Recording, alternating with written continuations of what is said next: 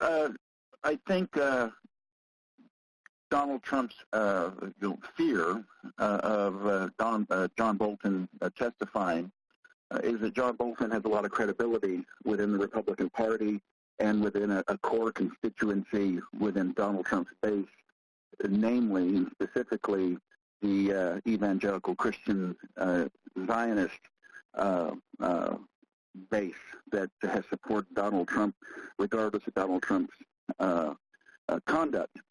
And that makes Donald Trump very nervous. And, of course, within the Senate itself, John Bolton is very well liked and respected by the hawks and the neocons and even by moderate Republican senators across the board, as evidenced by Mitch McConnell saying he does not have the votes to prevent John Bolton from being called as a witness.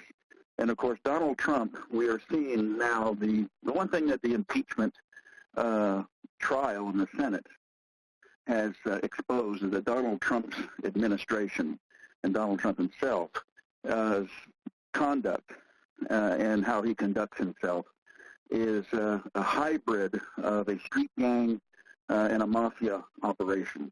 And now that he has been caught, you see them engaging in rhetoric and tactics that resemble that of a street gang and a mafia when they are caught by law enforcement. They attack people. They try to twist and turn and change the subject to avoid being held accountable for the crimes, even going so far as to engaging the services of a high-profile, very corrupt attorney, and namely Alan Dershowitz, who's been implicated in the Jeffrey Epstein pedophile scandal, who was caught plagiarizing and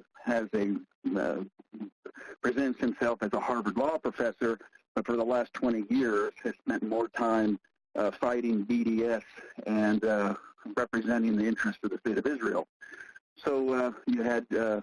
Dershowitz saying that Donald Trump had to commit a crime to be removed from office. Well, he has numerous crimes given the conduct. He's violated the Anti-Impoundment Act. The GAO has put that in writing, an official report. So he has committed a crime, and that hasn't even been touched on by Professor, and I use that term loosely, Dershowitz. So the fact of the matter is you have finally a high-profile person in the administration, namely John Bolton, the National Security Advisor, and he would be equivalent to a John Dean from the Watergate era, who would go in and testify under oath and codify the key allegation in the impeachment articles.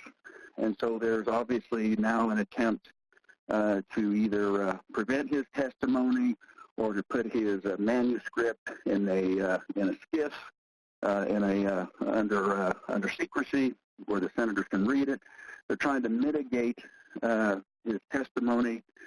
Frankly, I agree with Rand Paul, who spoke yesterday and said there'll probably, odds are 9 out of 10 that John Bolton will testify, and the result will be, this is my opinion, is that they will trade John Bolton for Hunter Biden, and they will use the testimony and inquisition of Hunter Biden to deflect from John Bolton's testimony and turn it into a sideshow because, as I indicated, Donald Trump is guilty. Everybody knows he's guilty, and what the Republicans are doing are engaging in this street gang mob-like conduct and trying to deflect away from the facts of the case.